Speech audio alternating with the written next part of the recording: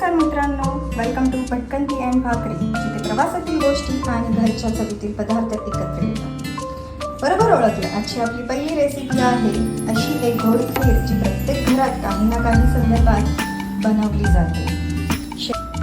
हे बघा, सिंपल आणि घरात असणारे साहित्य. इथे मी घेतलेले आहेत बारीक शेव, इथे आहे साखरेचं प्रमाण आपल्या चवीनुसार घ्यायचं आहे, किती गोड हवं आहे त्याप्रमाणे. तर इथे मी घेतलेली आहे एक 10 टेबलस्पून साखर. इथे मी केसर दुधामध्ये भिजवून ठेवलेलं आहे, ड्रायफ्रूट्स, वेलदोड्याची पूड आणि इथे आहे तूप आणि हे आपल्या खीरसाठी लागणारं दूध. चला सुरू करूया आपल्या रेसिपीला. इथे मी ठेवलेली आहे कढई आणि इथे मी दूध बॉईल करत ठेवलेलं आहे. इथे मी घेतलेलं आहे तूप, जे की आपल्याला 2 चमचा घ्यायचे.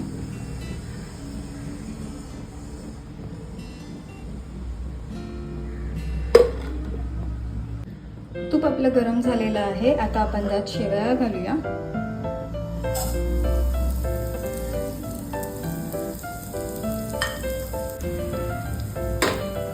आपल्या शेवया आपण भाजून घेऊया.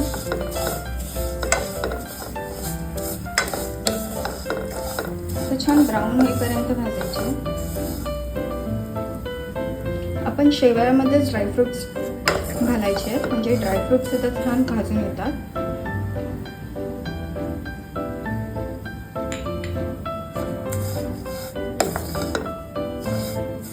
आता मी छान भाजून घेते आणि तुम्हाला नंतर दाखवते.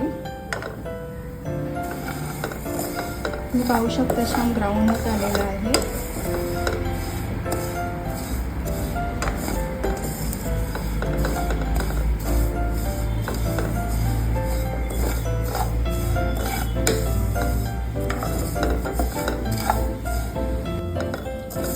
शेवया छान भाजून झालेले आहेत. आता आपण यात दूध टाकणार आहोत. आपलं दूध सुद्धा बॉईल झालेले आहे.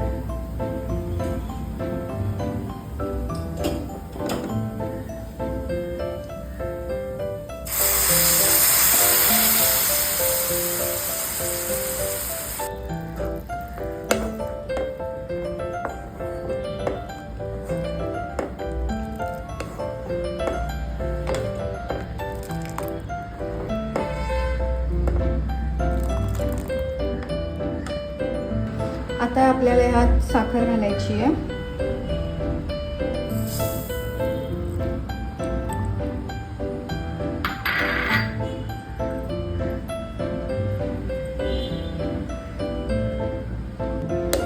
चांगलं मिक्स करून घेऊया आणि साखर चांगली वितळू देऊया. मस्त तूप सुटलंय ना. आता आपण ह्याला बॉईल होऊ देऊया. तोपर्यंत आपण ह्यात केसरचं दूध, केसर ऑप्शनल आहे, हवं असेल तर टाकायचं, पण वेलची पूड नक्कीच टाका.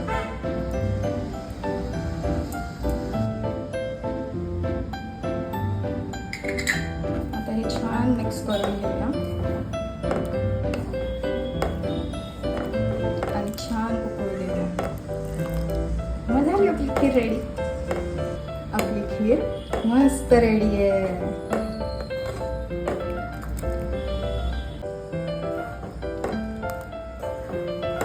आता आपण ह्याला सर्व करून घेऊया.